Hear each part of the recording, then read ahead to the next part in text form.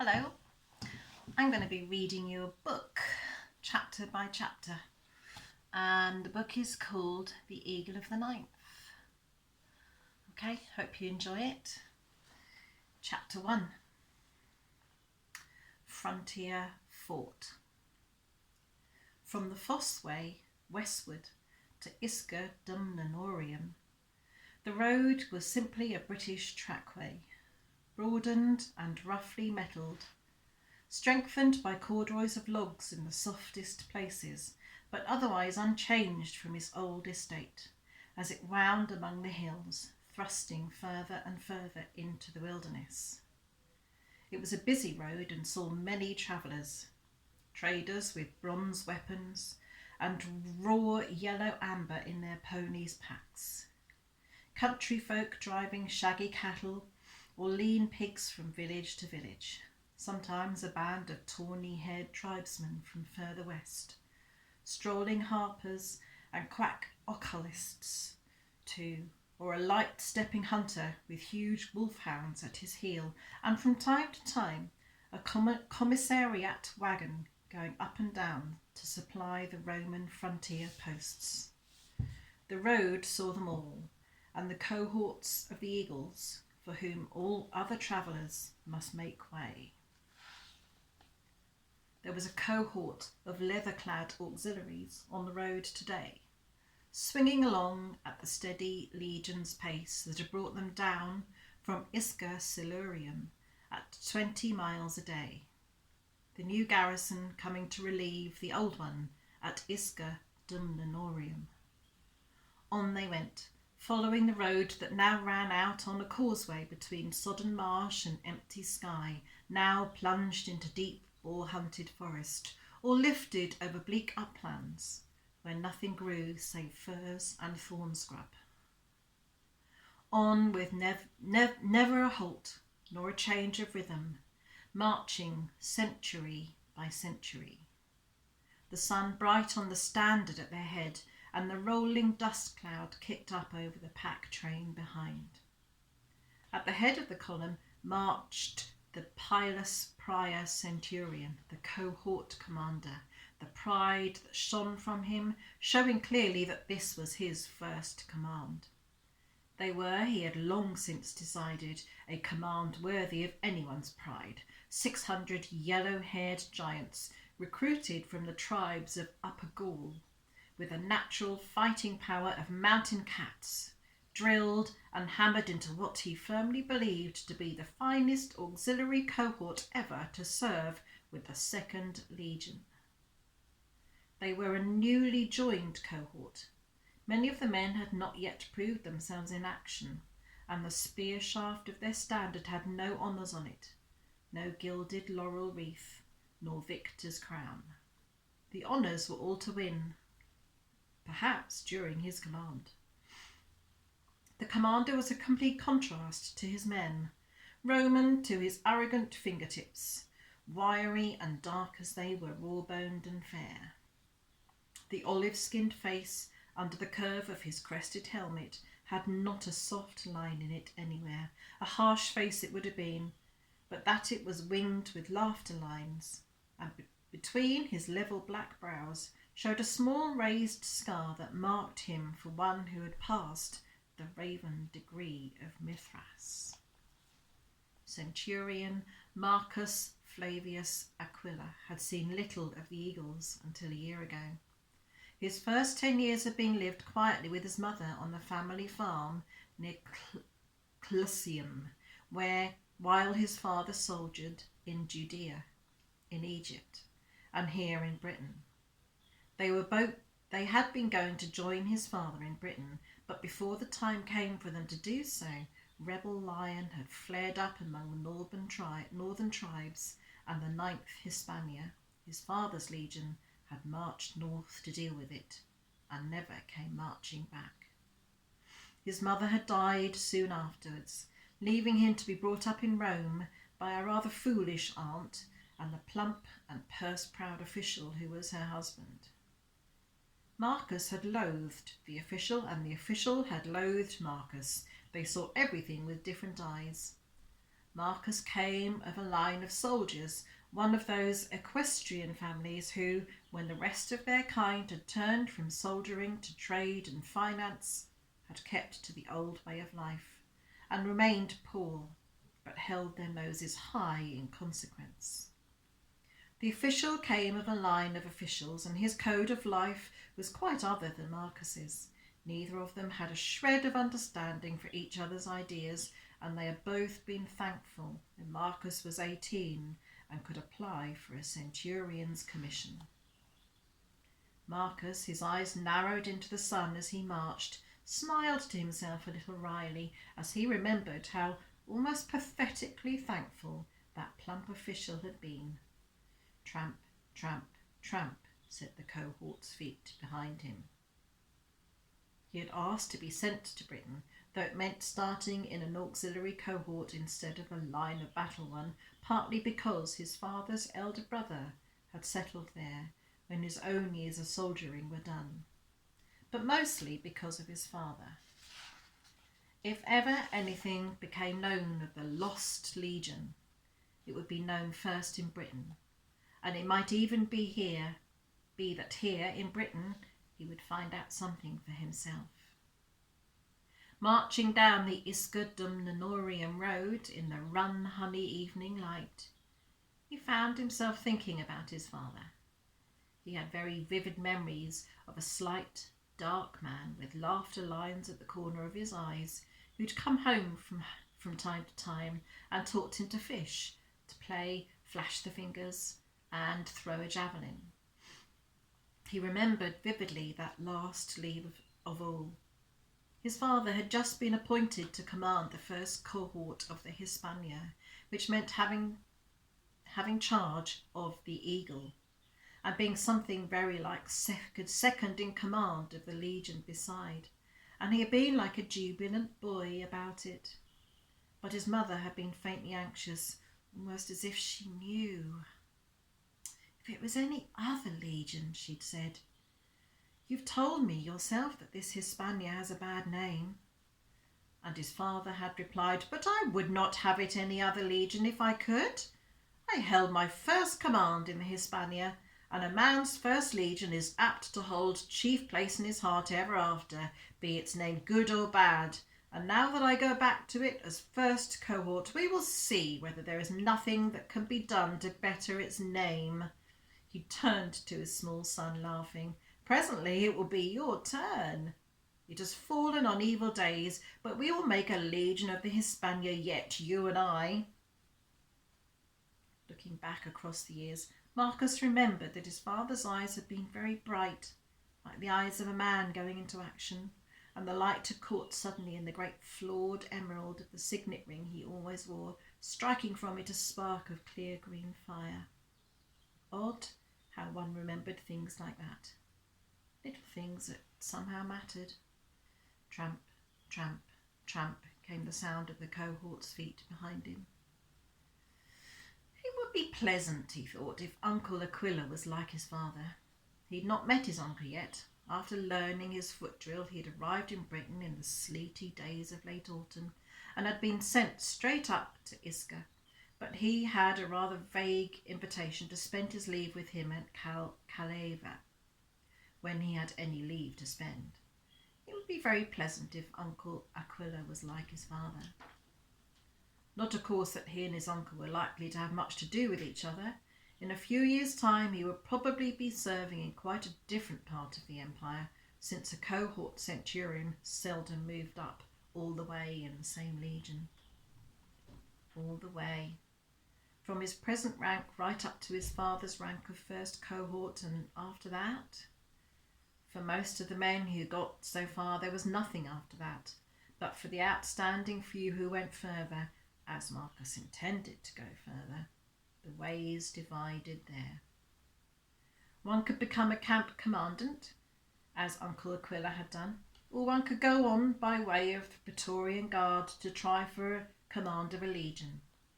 Legion commanders were almost always men of senator's rank, with no experience of soldiering save a year's service as military tribune in their youth. but by long custom the 2 Egyptian legions were exceptions to the rule. They were commanded by professional soldiers, and an Egyptian legion had been Marcus's shining goal for as long as he could remember.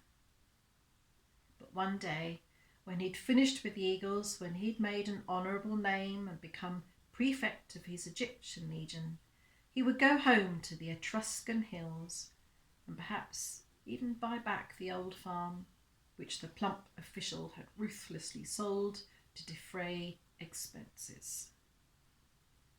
For a moment he remembered, almost painfully, the sunlit courtyard, flickered over with the shadow of pigeons' wings and the wild olive tree in the loop of the stream, on a twisted root of which he'd once found a kind of gall growing that was shaped something like a little bird. He'd cut it from the root with the new knife his father had given him, and spent much loving care all one absorbed summer evening, trimming and carving feathers on it. He had that little bird still. The road topped a gentle rise, and suddenly Isca dum Nenorium lay before them, with the fortress crowned red mount, dark with shadows against the evening sky. And Marcus came back to the present with a jerk. The farm in the Etruscan hills could wait until he was old and tired and famous.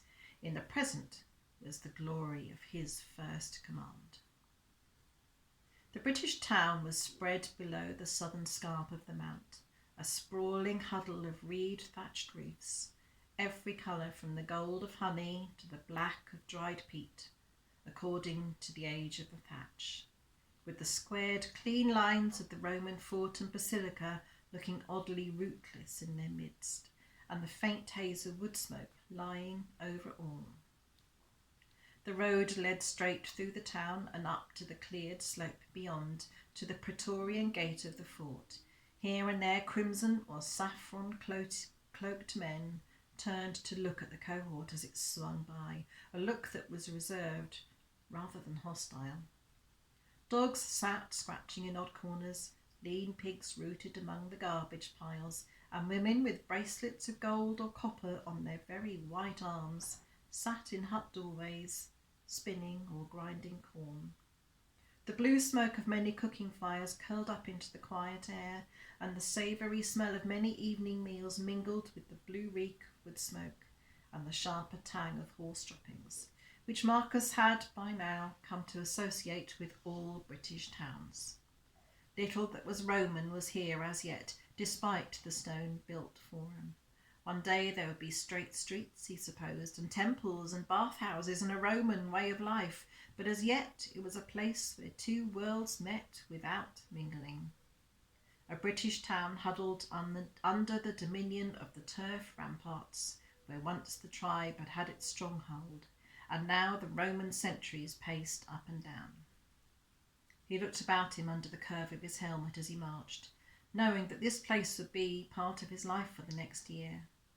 Then looked up at the turf ramparts and saw a Roman banner drooping in the still air, and the tall crest of a sentry burning in the sunset, and heard a trumpet call ring out, as it seemed, from the fierce sky. "You have brought clear skies with you," said Centurion Quintus Hilarion, lounging in the window of the commander's quarters and peering into the night. "But, Hercule, you need not expect it to last." "As bad as that?" said Centurion Marcus Aquila, who was seated at the table. "Quite as bad as that. It rains here, always, here in the West, save when Typhon, the father of all ills, brews up a mist to come between a man and his own feet. By the time you've served your year here, you will have toadstools sprouting out of your ears, the same as me, and not from the damp alone." "From what, besides?" inquired Marcus with interest. "Oh, lack of company, for one thing. I am a sociable soul myself. I like my friends around me." He turned from the window and folded up onto a low cushioned bench, hugging his knees. "Oh well, I'm off to rub away the blue mould as soon as I've marched the troops back to Isca." "Going on leave?"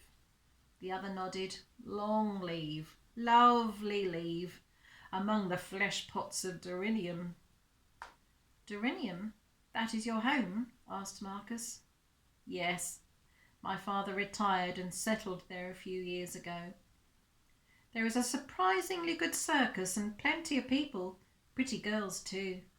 A pleasant enough place to get back to out of the wilds. An idea seemed to strike him. What shall you do when your leave falls due? I suppose coming out from home you'll have no one here to go to. I have an uncle at Caleva, though I have not yet met him, said Marcus, and certainly there is no one at home I should want to spend my leave with. Father and mother both dead? Inquired Hilarion with friendly interest. Yes, my father went with the 9th Legion.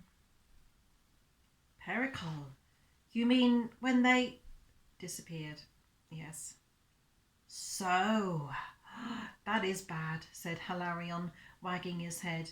A deal of ugly stories there were, still are for that matter, and of course they did lose the eagle. Instantly Marcus was up in arms to defend his father and his father's legion. Since not a man of the legion came back, it is scarcely a matter for wonder that neither did the eagle, he flashed. Surely not, agreed Hilarion amicably. I was not blowing on your father's honour so you can keep your feathers on, my Marcus. He looked up at the other with a wide, friendly grin, and suddenly Marcus, who had been ready to quarrel with him the instant before, found himself grinning back. It was several hours since Marcus had marched his cohort across the hollow ringing bridge, answering the sentry's challenge. 4th Gaulish Auxiliaries of the 2nd Legion come to relieve this garrison. Dinner was over. In the officers' mess, with the quartermaster, the surgeon, and the double complement of ranker centurions. Marcus had taken charge of the pay chest keys. In a garrison as small as this, there was no paymaster. And for the past hour, here in the commander's quarters in the Praetorium, he and Hilarion had been going through the office work of the frontier fort. Now, crested helmets and embossed breastplates laid aside, the two of them were taking their ease. Here's a picture of them. Can you see? Sitting in their room. Through the doorless opening, Marcus could see almost the whole of the sleeping cell. The narrow cot piled with gay native rugs, the polished oaken chest, the lamp bracket high on the bare wall, and nothing more. The outer room held the battered writing table on which Marcus was sitting, a cross-legged camp stool, the cushioned bench to represent comfort, another chest for the record rolls, and a bronze pedestal lamp of peculiarly hideous design. In the little silence that had fallen between them, Marcus looked round him at the austere room in the yellow flood of lamplight, and to him it seemed beautiful. But though it would be his tomorrow, for this one night he was a guest here, and he looked back to his host with a quick smile of apology for having looked too soon at his surroundings with the eye of mastery. Hilarion grinned. You'll not be feeling like this day next year. I wonder, said Marcus, swinging one sandalled foot and idly watching the swing of it. What does one do here besides growing toadstools? Is there good hunting? Good enough. It is the one thing to be said for this particular corner of the empire. Boar and wolf in the winter, and the forest swarms with deer. There are several hunters below in the town who will take you out for the price of the day's work. Unwise to go alone, of course. Marcus nodded. Have you any advice for me? I'm new to this country.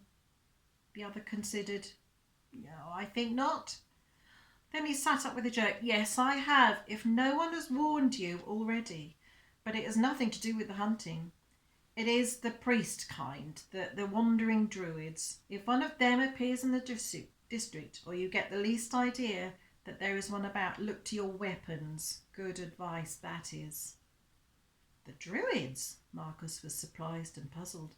But surely Suetonius Paulinus dealt with them once and for all 60 years ago. As an organised priesthood, maybe, but as easily hold off these heathen mists with a palm leaf umbrella as end the druids by destroying their stronghold. They spring up still from time to time, and wherever they do spring up, there is likely to be trouble for the eagles. They were the heart and soul of British resistance in the early days, and even now, when there is any sign of unrest among the tribes, you can wager your sandals there is a holy man at the bottom of it. Go on, Marcus prodded, as the other seemed to have finished. This becomes interesting.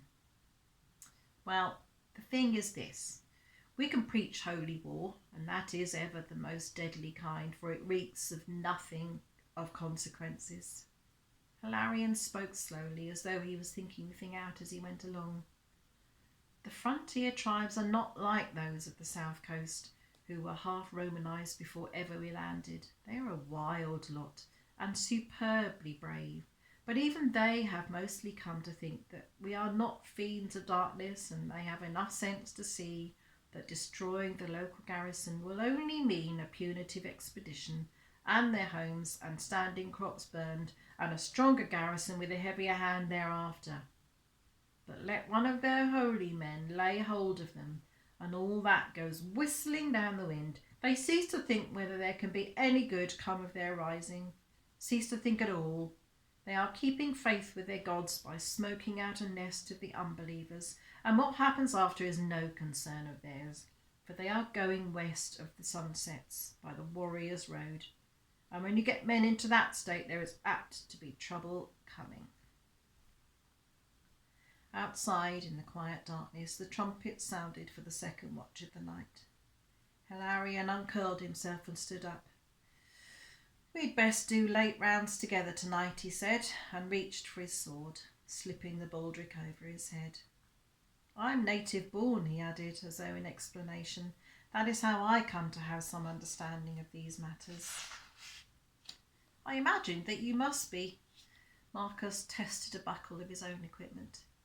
"You have no holy man round here, I suppose?" "No, but my predecessor had a certain amount of trouble just before I took over, and the troublemaker slipped through his fingers and disappeared. We lived a month or two on Vesuvius, all the more so as the harvest was bad for the second year running, but it never erupted." Footsteps sounded outside, and a red light glimmered at the window, and they went out together to the duty centurion, who stood outside with a flaring torch. The clashing Roman salute was exchanged, and they set out on their tour of the darkened fort, from sentry post to sentry post along the rampart walk, from guard point to guard point, with the low exchange of the password. Lastly, to the small lighted room in the praetorium, where the pay chest was kept and the standard stood against the wall. And between rounds the duty centurion sat with his drawn sword on the table before him through the night.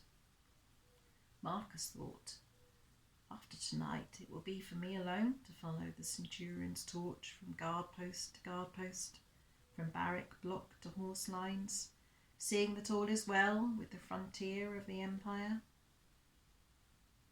Next morning, after the formal takeover ceremony in the forum, the old garrison marched out. Marcus watched them go, out across the ditch and downhill between the crowding hovels of the native town, whose reed-thatched roofs were gold-dusted by the morning sun. Century after century, marching away up the long road that led to Isca, and at their head the glint of gold and crimson that was the cohort standard. He narrowed his eyes into the piercing light and watched their coloured glint, till it disappeared into the brightness of the morning. The last driver of the baggage train dropped out of sight beyond the lift of the road. The rhythmic tramp, tramp, tramp of heavily sandalled feet ceased to pulse through the sunlit air, and Marcus was alone with his first command. Okay, that's chapter 1. Next time I'll read chapter 2. Hope you enjoyed it. Bye for now.